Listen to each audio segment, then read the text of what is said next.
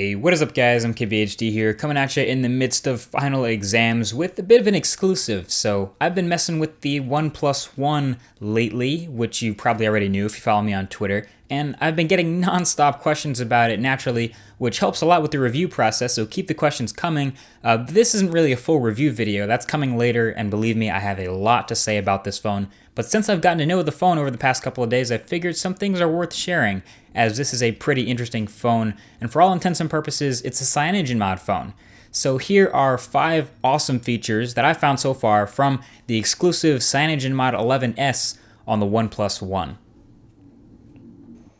Alright, so the first cool thing I want to show you guys is the camera app of the OnePlus One. That would be the #1 feature. So obviously you can just tap that icon at any time if you want to get into it, or since this is Android 4.4, you can just swipe in from the right at any time and that'll bring up the camera app. And you notice the user interface looks really familiar, really similar to the Google camera, except with its own CyanogenMod special improvements. So first of all, the settings are really easy to access. You just tap that settings button and you can immediately choose the quality of the photos, the size. I went with 13 megapixels, which is the max, and a couple of other things about exposure and touch to focus that you can just swipe right over into your video settings. And there you can choose between 1080p or 720p or 4K video, time-lapse video, and then one more will get you to some general settings where you can set the power button as a shutter. But other than that, yeah, it's a pretty simple, quick camera app, and I've enjoyed using it. Taking panoramas is really easy, starting to record a video is really easy, and the shutter is pretty fast. Wherever you tap, it's tap to focus. And then whenever you want to switch between different scene modes, instead of picking them manually, you can literally just swipe between them. So swiping down will move you between the different effects that you can apply to your image, and you get that live preview, so you don't have to guess what it'll look like. Obviously, you just keep swiping until you find something you like, use that mode, and take the shot. And there are a lot of them, but if you just want to get a clean, quick shot, just go into auto, and that should be pretty easy too. Alright, so this next one actually blew my mind with how easy and simple it is, because it's never really been this easy on Android devices before. There's actually a screencast app built into the OnePlus One and the CyanogenMod ROM. So usually you'd have to root your Android device or go through some crazy convoluted steps to get a halfway decent screencast. But now you can just start the app and literally hit the start screencast button, and now it's recording. And you can record the exact actions you take on your phone. A lot of you guys don't know, but I actually started this YouTube channel with nothing but screencasts. And it's really cool to see this on Android. Now I can literally go through and do app demos and different site demos and mobile stuff, and it'll record the way I touch the display and exactly what happens on the screen, whatever I do. So this is really useful, and it's actually a pretty decent frame rate too, so I can go through some pretty nifty stuff. I might even try gaming on it later, some more stuff in the full review, but this is definitely useful, and I'm glad to see it. Whenever I want to stop the recording, I can just go up to the notification bar and hit stop, and it's immediately ready to share, so I can just upload that to Dropbox real quick and add it into the video and show you guys what it looks like. Alright, so the third awesome thing I found is another thing that used to require being rooted to do, and that is the theme engine built into this OS. So if you go into the app drawer, you'll see this theme showcase, and this will bring you to a list of basically a store of a bunch of different themes that you can apply. Now the thing is, you can have more than one theme installed and use different themes to affect different parts of your OS. So you can have one theme that affects your wallpapers, and one theme for your fonts, and one theme for your boot animations and your sound packs, and all different types of things here. And of course, when I hit this menu button here, you'll have the 2 installed themes that come with the phone. So I'm going to go ahead and actually switch here from the Holo default theme. You can see here I have a whole bunch of googly looking icons that are very familiar. So I'm going to go ahead and switch just the icons from the Great Freedom Pack. You can see what's included in the pack when you download it. So I'm going to pick the icons and apply the theme, and that looked pretty quick.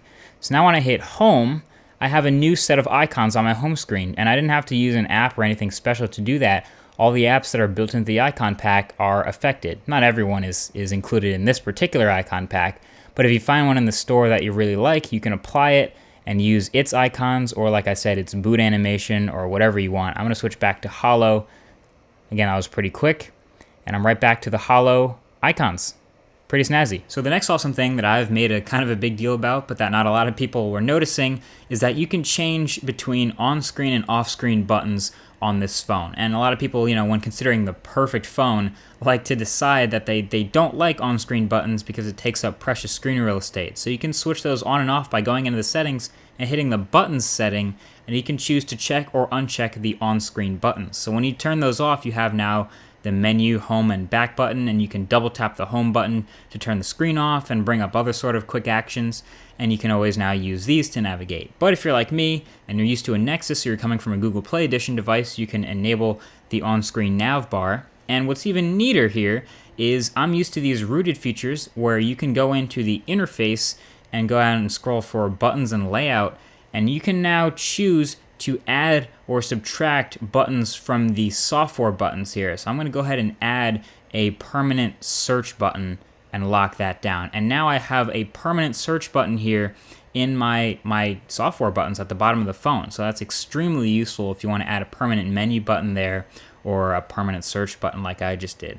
Again, if you don't like that, you can at any time go back in to the interface and change it to look really, really similar to a Nexus just by unlocking it and I guess removing it or swiping it around, and that's what you have.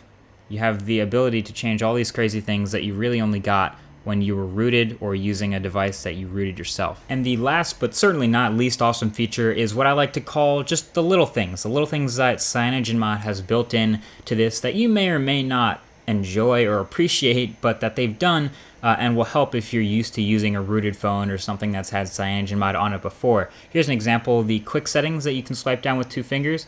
You have that plus button up here, and that lets you choose what buttons you have in the quick settings. So if I want to be able to sleep the phone at any time with just a single tap of a button, I just add it to the quick settings. And there it is. Sleeps the phone at any time. So quick and easy stuff like that. Another one is the transparent volume slider. A lot of people don't appreciate, but in stock Android, if you change the volume with the volume button here, that would have an overlay over whatever you're working on. So if I'm gaming and I want to turn down the volume real quick, I don't have anything in the way of whatever I was just working on. Of course, if I touch it with my finger, it becomes opaque, but when I'm just using the volume keys, it doesn't really interrupt. I can still see the time behind it, so that's neat. Little lock screen customizations, little status bar improvements. You see the circle battery indicator up here. A whole bunch of awesome stuff, and I'm a fan of it so far. So like I said, this is just a quick video in the midst of finals week. I wanted to share with you guys some neat features of the OnePlus One. A lot of people have been asking me about this phone, and I have a lot more to say about it, so expect probably a couple more videos about this phone in the coming weeks. But that's been it so far. So thanks for watching. Feel free to give it a thumbs up if you enjoyed it or want to see more like it, and I'll talk to you guys in the next one. Peace.